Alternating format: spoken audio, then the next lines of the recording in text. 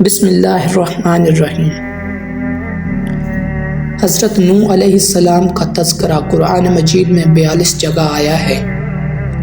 حضرت آدم علیہ السلام کی اولاد دنیا میں خوب بڑھی، آہستہ آہستہ یہ خدا کو بھولتے گئے جس نے اسے پیدا کیا تھا اور جو ان کا پالنے والا ہے، اور شیطان کے بہکائے میں آنے لگے جس نے حضرت آدم علیہ السلام کو جنت سے نکلوا دیا تھا۔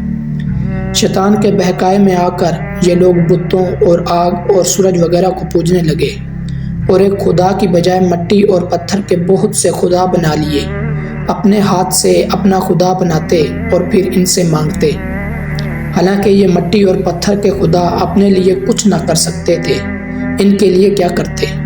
اللہ تبارک و تعالیٰ نے جو اپنے بندوں سے بڑی محبت رکھتا ہے، اس کو یہ کبھی گوارا نہ تھا کہ اس کے بندے شیطان کے بہکائے میں آ کر اللہ کے علاوہ کسی اور کی عبادت کرنے لگے اور اس کی سزا میں مرنے کے بعد دوزخ میں جلے۔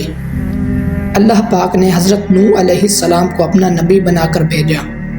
اس زمانے میں لوگوں کی عمریں بہت بڑی بڑی ہوتی تھیں۔ حضرت نوح علیہ السلام 950 سال تک اپنی قوم میں وعظت کرتے رہے کہ اے لوگو، صرف ایک اللہ کی عبادت کرو اور میرا کہا مانو، وہ تمہارے گناہ بخش دے گا۔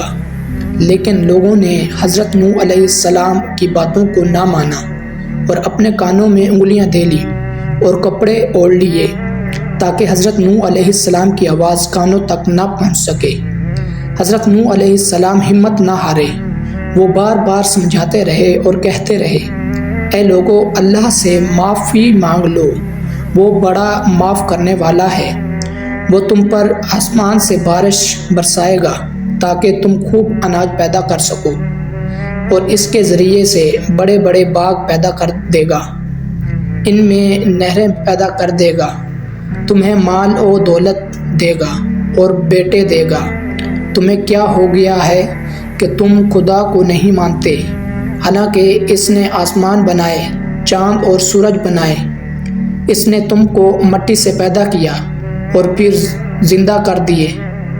لیکن لوگوں نے اپنے بتوں کو نہیں چھوڑا اور حضرت نوح علیہ السلام سے کہنے لگے کہ ہم اپنے بتوں کو ہرگز نہ چھوڑیں گے اور ہم تم کو اپنے جیسا آدمی ہی دیکھتے ہیں اور تمہارا کہا نہ مانیں گے۔ صرف چند غریب لوگوں نے مانا اور ہم تو تم کو جھوٹا سمجھتے ہیں۔ حضرت نوح علیہ السلام نے کہا کہ اے میری قوم، میں تم کو جو نصیحت کرتا ہوں اس کے بدلے میں تم سے کوئی مال و دولت نہیں چاہتا، اور جو غریب آدمی مسلمان ہوئے ہیں اور اللہ پر ایمان لائے ہیں، ان کو میں اپنے پاس سے تمہارے کہنے سے نکالوں گا نہیں۔ اگر میں ان کو اپنے پاس سے نکال دوں گا تو خدا کے غضب سے مجھے کون بچائے گا؟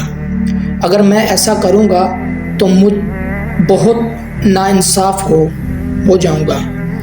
ان کی قوم کے لوگوں نے کہا، اے نوح علیہ السلام، تم نے ہم سے جھگڑا بہت کر لیا ہے، اگر تم سچے ہو تو جس عذاب سے تم ہم کو ڈراتے ہو وہ لے آؤ۔ حضرت نوح علیہ السلام نے کہا کہ جب اللہ پاک چاہیں گے عذاب لے آئیں گے۔ اللہ تبارک و تعالیٰ نے حضرت نوح علیہ السلام کو وحی کے ذریعے سے حکم بھیجا کہ تمہاری قوم میں جو لوگ ایمان لا چکے ہیں، ان کے علاوہ اور کوئی ایمان نہیں لائے گا، لہٰذا تم غم نہ کرو، ایک کشتی بناؤ۔ حضرت نوح علیہ السلام نے خدا کے حکم کے مطابق کشتی بنانی شروع کی، تو جب ان کی قوم کے سردار ان کے پاس سے گزرتے تو ان کو کشتی بناتے ہوئے دیکھتے تو ان کا مذاق اڑاتے۔ حضرت نوح علیہ السلام ان کے مذاق کے جواب میں کہتے کہ آج مذاق کر لو، کل جب تمہارے اوپر عذاب آئے گا تو اس وقت ہم تمہارا مذاق اڑائیں گے۔ آخر کار اللہ تبارک و تعالیٰ کا عذاب اس کے وعدے کے مطابق آیا، زمین سے پانی نکلنا شروع ہوا اور آسمان سے بارش آنی شروع ہوئی۔ اللہ تبارک و تعالیٰ نے حضرت نوح علیہ السلام کو حکم دیا کہ سب جانوروں کا ایک ایک جوڑا کشتی میں سوار کر لو اور جو لوگ تمہارے اوپر ایمان لائے ہیں یعنی مسلمان ہو گئے ہیں ان کو سوار کر لو۔